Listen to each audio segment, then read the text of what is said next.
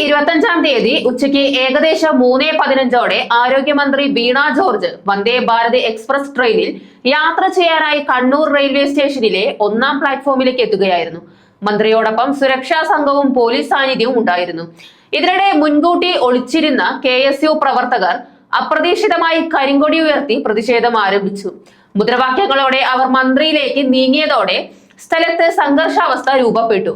കണ്ണൂരിൽ മന്ത്രിക്കെതിരെ ആ ദിവസം 5 സ്ഥലങ്ങളിൽ കരിങ്കൊടി പ്രതിഷേധം നടന്നതായും റിപ്പോർട്ടുണ്ട്. പ്രതിഷേധത്തിനിടെ ഏകദേശം 2 മിനിറ്റ് നീണ്ട സംഘർഷമാണ് റെയിൽവേ സ്റ്റേഷനിൽ ഉണ്ടായത്. തുടർന്ന് ട്രെയിൻ 3-ാം പ്ലാറ്റ്ഫോമിൽ ആയതിനാൽ മന്ത്രി അവിടേക്ക് മാറി. ആ സമയത്ത് മന്ത്രിക്ക് പരിക്കുകളോ അസ്വസ്ഥതകളോ ഉണ്ടെന്ന് വ്യക്തമായിരുന്നില്ല. എന്നാൽ പിന്നീട് 3-ാം പ്ലാറ്റ്ഫോമിൽ എത്തുമ്പോൾ മന്ത്രി കഴുത്തിൽ വേദനയുണ്ടെന്ന് അറിയിക്കുകയായിരുന്നു.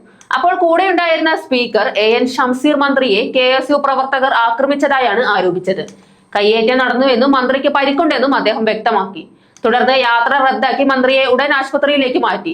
സംഭവം അറിഞ്ഞ ഉടൻ മുഖ്യമന്ത്രി ഉൾപ്പെടെയുള്ള പ്രമുഖർ ആശുപത്രിയിലെത്തി. രാത്രിയായോടെ മന്ത്രിയെ കൂടുതൽ പരിശോധനയ്ക്കായി പരിയാരം മെഡിക്കൽ കോളേജിലേക്ക് മാറ്റി. ഇതിനിടെ പ്രതിഷേധത്തിൽ പങ്കെടുത്ത 5 KSU പ്രവർത്തകരെ പോലീസ് അറസ്റ്റ് ചെയ്യുകയും ടൗൺ പോലീസ് കേസ് രജിസ്റ്റർ ചെയ്ത് പ്രതികളെ റെയിൽവേ പോലീസിന് കൈമാറുകയും ചെയ്തു.